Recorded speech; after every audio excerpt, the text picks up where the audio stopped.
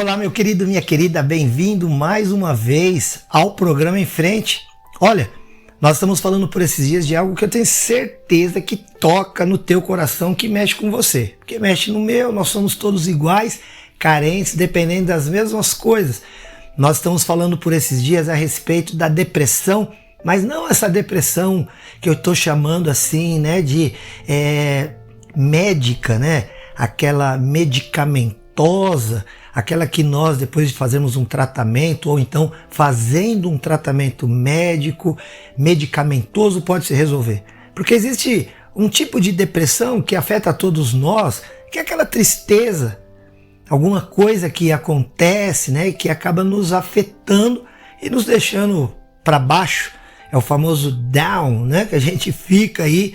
Eu estou falando com você aí a respeito de um texto bíblico que é 1 Reis 19. Eu aqui, o pastor Silas, da IPI de Rolândia, nesse programa Em Frente, que acontece aqui de segunda a sexta-feira na TV Cultura, às 8 da manhã e também às 13h da tarde. Escolhe qual o melhor horário para você e vem com a gente, assiste aí. Nós estamos juntos para comunicar coisas da palavra de Deus.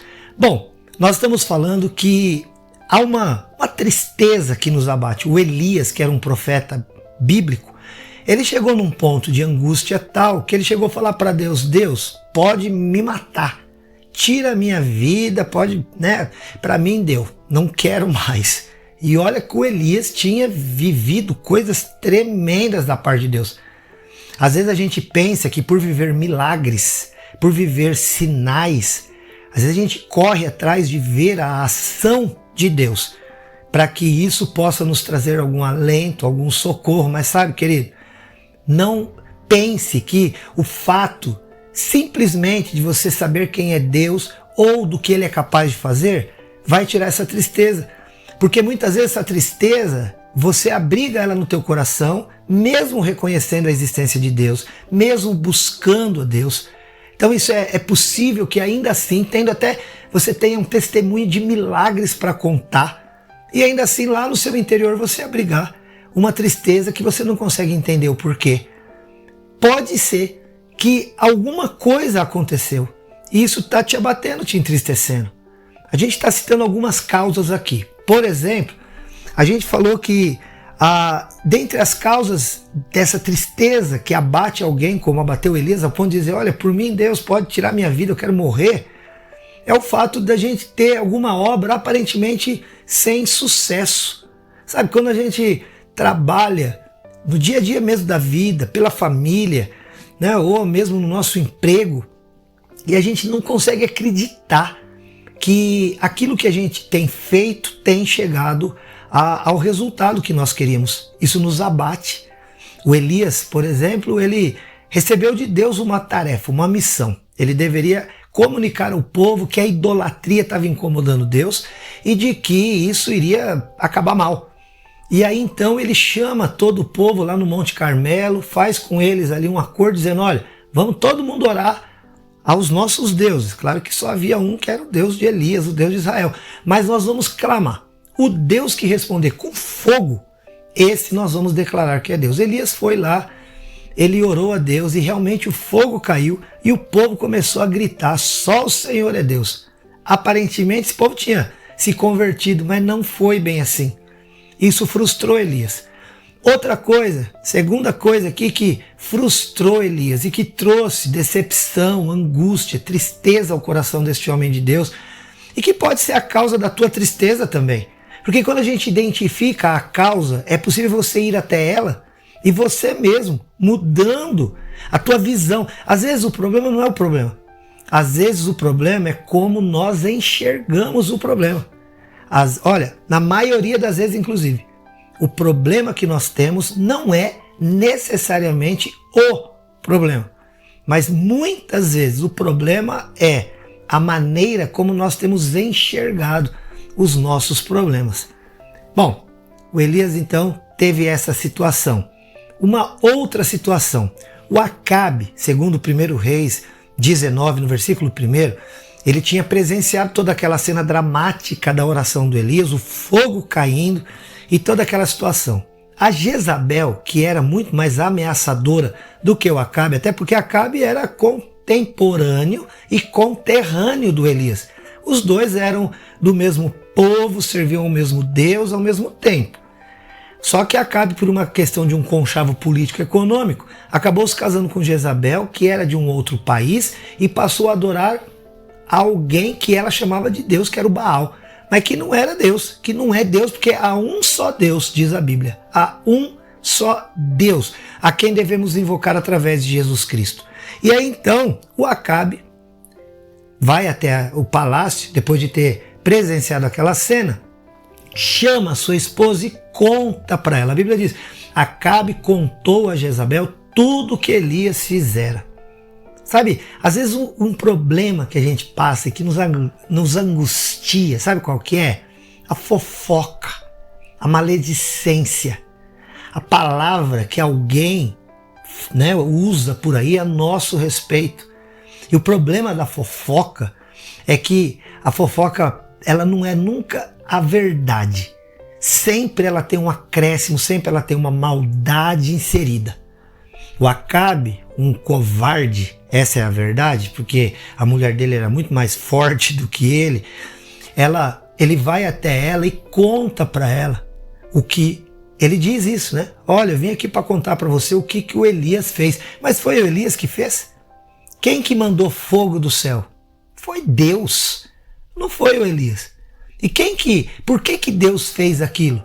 Por conta de Elias? Não, por conta de Jezabel e de Acabe. Aí o Acabe vai contar, faz a sua interpretação do fato e relata de uma maneira que coloca Jezabel contra o Elias, a ponto de dizer, vou matar esse homem. Em 24 horas ele morre. E ela manda um recado para o Elias para dizer isso, por conta de um fofoqueiro. Tem um pastor de Curitiba que fala que a fofoca é como se fosse um homicídio. Porque, queridos, quantas pessoas estão, para baixo, estão abatidas, porque ouviu falar que alguém falou, que falaram dele ou dela. E lá em João capítulo 4, diz a Bíblia que os fariseus ouviam dizer que falavam que Jesus fazia isso e aquilo, sei o quê. E por conta da fofoca, eles disseram, vamos matar esse Jesus. Porque um disse, que falaram, que contaram, que chegou não sei aonde, fez com que eles pensassem, vamos acabar com esse Jesus Cristo. E diz a Bíblia que Jesus fugiu, ele foi para outro lugar. Então, olha, se o próprio mestre passou por isso, o nosso Senhor Jesus Cristo, quantas vezes você está fugindo de situações, porque você vai num lugar que estão falando de você vai no outro estão falando. Olha, é tão sério isso. Quando esse pastor diz que a fofoca é um tipo de homicídio, eu vou te ler aqui um versículo de Provérbios, você vai confirmar com ele. Provérbios 18, 21 diz assim, a morte e a vida estão no poder da língua. Quem bem a utiliza, come do seu fruto. Mas a primeira parte, olha, a morte e a vida estão no poder da língua. O apóstolo Tiago diz assim, a língua ninguém é capaz de domar. É mal incontido, cheio de veneno mortal. Com ela bendizemos o Senhor, Deus e Pai, mas também com ela amaldiçoamos as pessoas, aqueles que foram criados à semelhança de Deus. De uma boca só procede bênção e maldição? Meus irmãos, ele diz, isso não devia ser assim. Olha o que ele diz, a língua é um mal incontido, cheio de veneno mortal. Talvez o que você esteja passando essa tristeza foi porque alguém inventou uma história a teu respeito. Alguém aumentou alguma coisa a teu respeito. Alguém elaborou alguma coisa e saiu falando por aí. E aí você não está tendo condição de desfazer, de desmentir. E quanto que você gostaria de chegar até aquela pessoa para quem falaram de você, ou para aquelas pessoas, porque o fofoqueiro geralmente, olha, já falaram isso, né? A fofoca, a maledicência, como se alguém pegasse um travesseiro desses de pluma num dia bem cheio de vento, né? Ventoso, uma ventania, fosse até a janela do alto de um prédio, por exemplo, abrisse aquele travesseiro e jogasse aquelas penas, aquelas plumas. Você consegue pegar de volta? Não, querido. Quanta gente sendo alvo de maledicência, de calúnias, de mentiras, de palavras aumentadas, ou então de coisas que souberam de você e que já não tem mais efeito na tua vida, porque quando nós cometemos algum erro e nós nos arrependemos e confessamos a Jesus Cristo, a Bíblia diz, querido, que o Senhor pega o nosso pecado, lança lá na profundeza do mar e pisa debaixo dos seus pés. O sangue de Jesus nos purifica. Mas infelizmente, como disse Davi, é melhor cair na mão de Deus, que é misericordioso, do que na mão dos homens. Mas olha, para quem que você vai prestar conta um dia? Para Deus. Com quem que você tem que viver todo dia? Independente de onde você esteja, não adianta fugir. Porque para onde você for, se realmente é um erro, a tua consciência te acusa. Mas se você sabe que você é arrependido em Deus, ou você é arrependido por Deus em Cristo, você vai estar limpo da sua culpa, ou daquilo que possam falar de você. No caso, Elias nem estava errado. Então você não tem o que temer. Deixa que falem, sabe? Deixa que falem, deixa. Não se justifica. A A.W. Tozer escreveu um livro chamado 5 coisas que você deve fazer para obter poder espiritual. E dentre as 5 coisas, querido, ele diz, não se justifique. Quanto mais você tenta se justificar, mais você se enrola. Pior fica. Porque como também alguém já falou, para os amigos, você não precisa justificar. Para os inimigos, não adianta. Para os amigos, não precisa justificar. Para os inimigos, não adianta. Então, olha, se estão falando, deixa. Deus está sabendo qual é a verdade. Deus te conhece. Deus sabe quem é você. Deus sabe o que você já fez. Deus sabe o que você fez e não faz mais. Deus sabe o que você fez e o que você não fez.